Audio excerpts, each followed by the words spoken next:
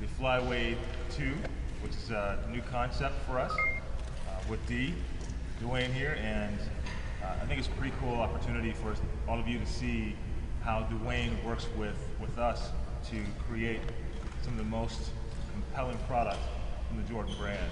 And this time, we did something a little different with regards to this shoe compared to the Fly Wade 1. And it really started with Dwayne's insights as far as how he wanted this product to perform for him compared to the Fly Wade 1. So I'm going to let Dwayne start just talking a little bit about what it is that he needs in his product to help him play better and perform at the top level, okay? I guess with anybody who ever heard me talk about sneakers before, or even my game, first of all, it's always about, first thing I do when I sit down is always about the comfort level in the shoe. So I need my shoe to be comfortable. I need to be able to withstand everything that I'm gonna throw at it on the basketball court. So I need to be durable as well. So that's something that, we really, the first two things we sit down and talk about is the comfort in the shoe and then the durability of the shoe. And also I sweat a lot, which everyone knows. So I also need my shoe to, be able to be strong enough to take the sweat and not get too, I always say, too flimsy, or where it's not still as stable as it was in the beginning of the game. So these guys have to work through that. And then after that it comes the look. And it comes whatever look that whatever you're going through in that time of your life is kind of the look you want on your sneakers. So for me, as a man, it's always cars.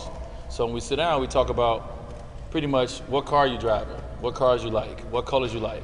So if you look at these shoes, you'll see a lot of matte finish on these shoes. And right now you see a lot of cars that has got the matte finish, matte black, matte white, all these things. So that was kind of the things that I sat down and I kind of talk with when I talk with the designers about how I wanted the Fly Wade 2 to look different from the Fly Wade 1. Yeah, that's a great point, because when I first met D, one of the first things we started talking about was Aston Martin. And I was like, yo, Aston Martin, seriously? He just made my job a lot easier, right?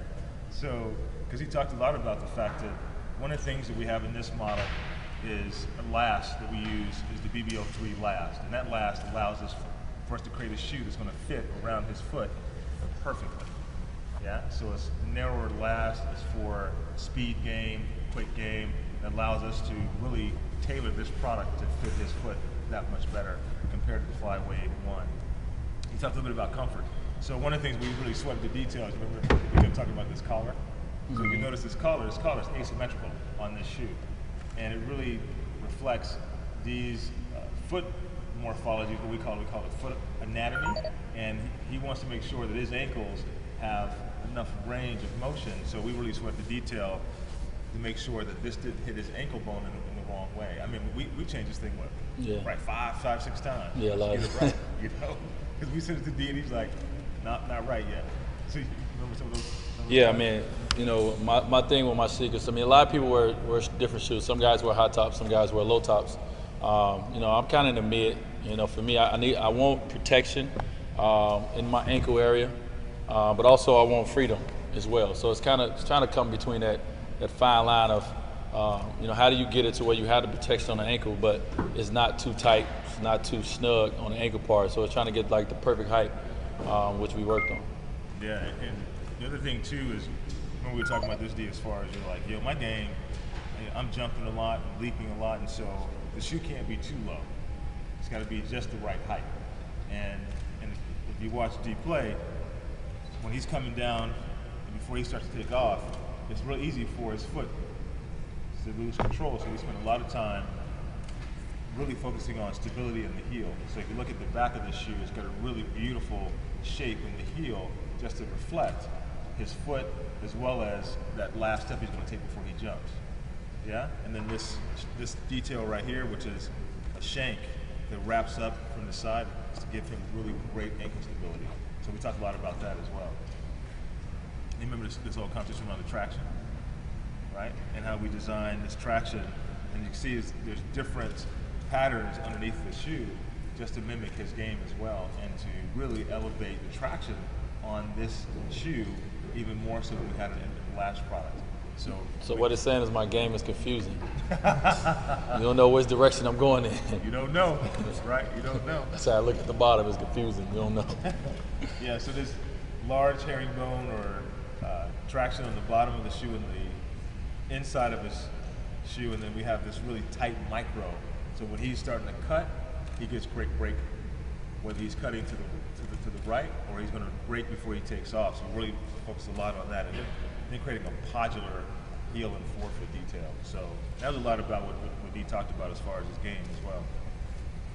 Now in the upper, you talked about sweat, right? So in the past, how many shoes have you gone through in one game? It depends. But obviously I sweat a lot, so I went through a few pair, in the game, 3 pair. Yeah. Sometime, yeah. Which is crazy. In one game, you go through 3 pairs of shoes. It's like D said, the shoe would literally break down. He's super hard on shoes. He's one of the hardest players in the game, and the shoes weren't holding up. So this upper is using hyperfuse technology and innovation so that what it does is it gives you this really great fitting upper, and it doesn't break down under the stress of the players. And it's lighter and it's breathable.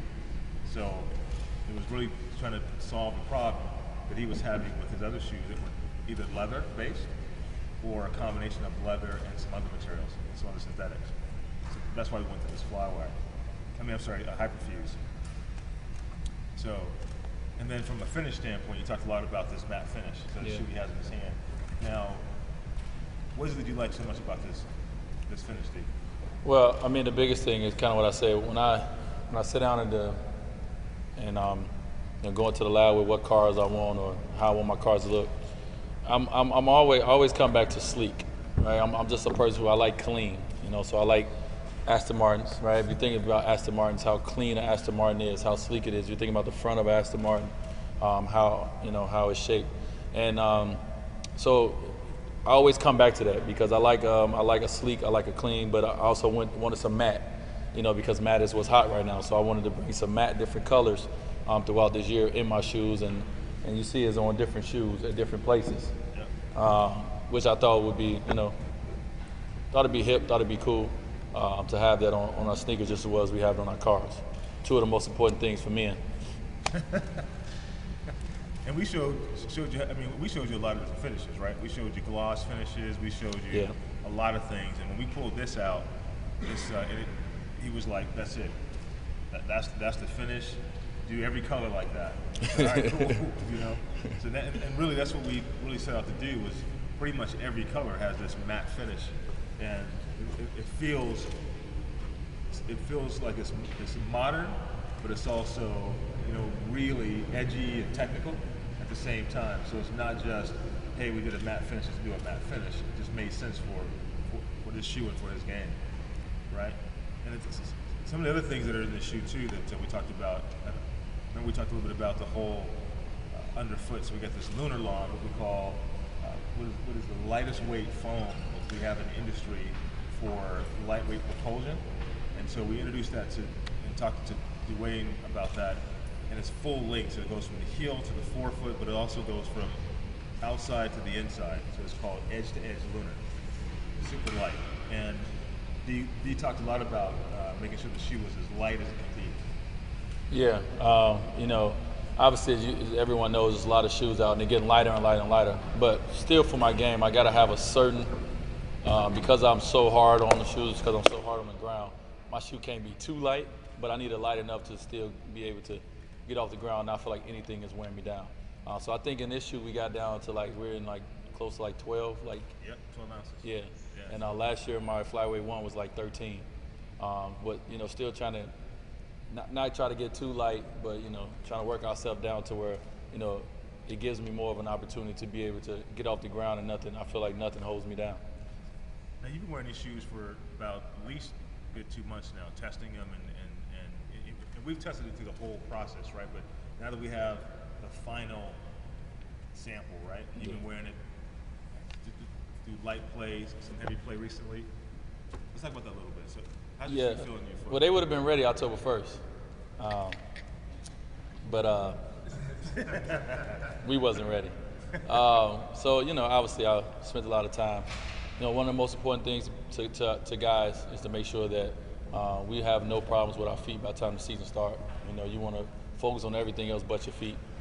So we go back and forth. With sending me different variations of shoes, and I tell them, what's comfortable, what's not, what doesn't feel good, etc. And so yes, I've been pretty much working on these for a while. Breaking them in ready for the game. So yeah, we started about 18 months ago, really, working on this and then meeting with Dwayne. I think we met what 6 times already, right? Too much. Not a lot of times, yeah. Some here in Miami. He was out in Portland, sitting down with us in Portland, going through a lot of details. And then, like you said, back and forth.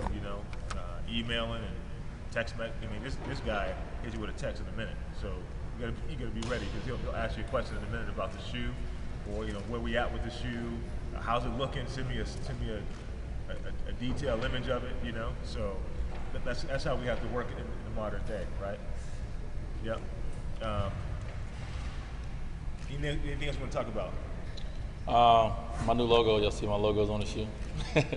On the Flyweight one, it was just I didn't have my logo yet, and a lot of people asked me about when I was getting my logo, and we kind of went through variations of logos, and I wanted something that kind of was simple, but still made a statement where you can know it was me just by the look. Obviously, looking at this, you see it's a W, also it's a 3 at the same time. So I thought it was something that was kind of abstract in a sense, but still got the point across, and that would look good. So my logo is on the tongue of the shoe, and obviously, we kept it simple. We didn't try to do too much, and we put the Jordan logo on the side. I think the Jordan logo may be a little bigger than my logo. We'll talk about that later. But no, it's we kept it real simple with the logos. We wanted people to understand exactly, that it's Jordan and that it's Wade, and and identify that.